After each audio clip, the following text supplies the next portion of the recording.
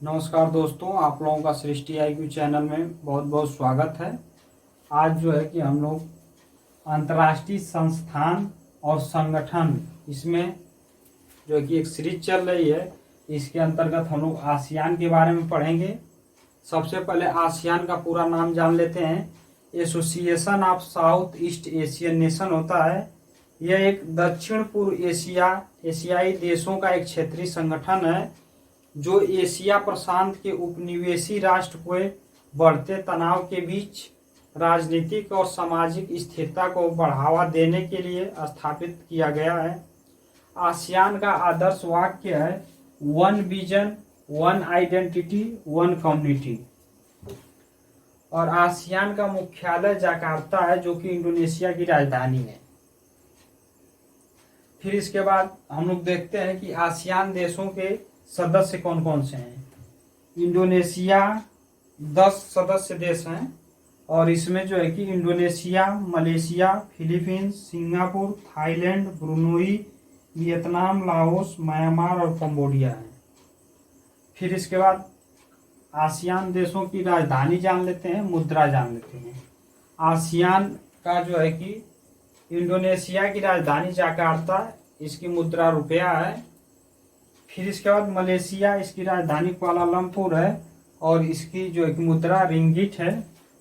Philippines, इसकी जो है कि राजधानी मनीला है और इसकी मुद्रा पीसो है। सिंगापुर जो है कि इसकी राजधानी सिंगापुर सिटी है और इसकी मुद्रा डॉलर है। फिर इसके बाद आता है थाईलैंड, इसकी राजधानी बैंकॉक, इसकी मुद्रा बाथ है। फिर आता है ब्रुनोई जो है कि इसकी राजधानी बंदरसेरी है और इसकी मुद्रा डॉलर है। वियतनाम की राजधानी हनोई, इसकी मुद्रा डांग है। फिर लाओस की राजधानी वियंतियान है और इसकी मुद्रा न्यूकी प्लाओ है। फिर इसके बाद आता है म्यांमार की राजधानी नापैता है और इसकी मुद्रा है क्यात।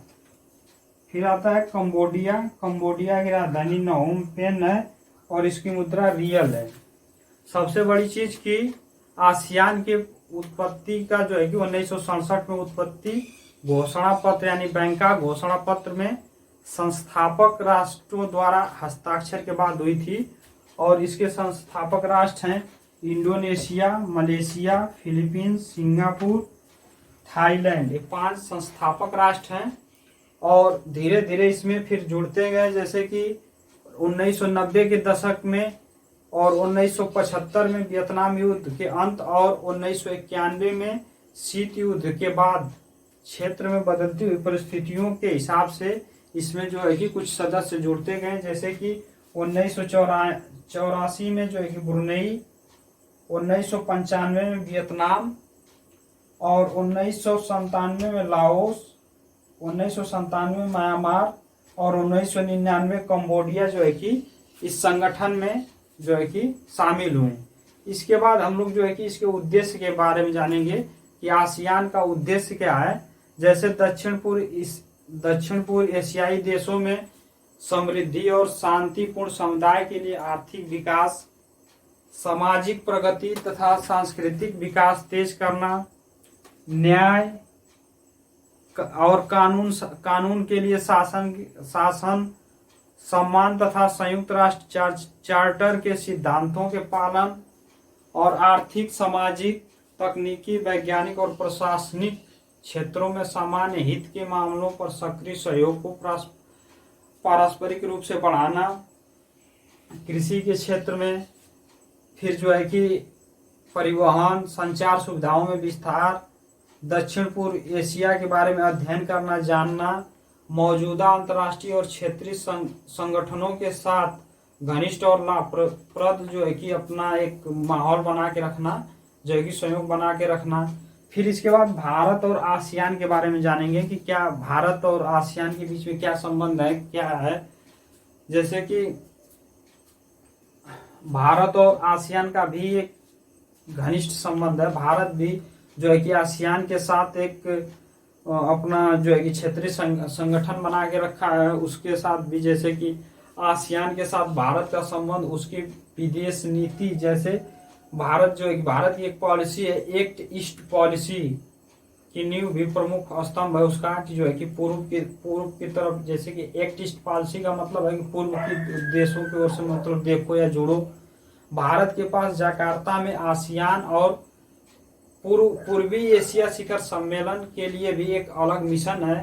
भारत और आसियान में पहले ही 25 साल के मतलब डायलॉग पार्टनरशिप है, 15 साल की समिट लेवल इंटरसेक्शन और 5 साल की स्ट्रेटेजिक पार्टनरशिप की भी जो है कि एक व्यवस्था की गई है।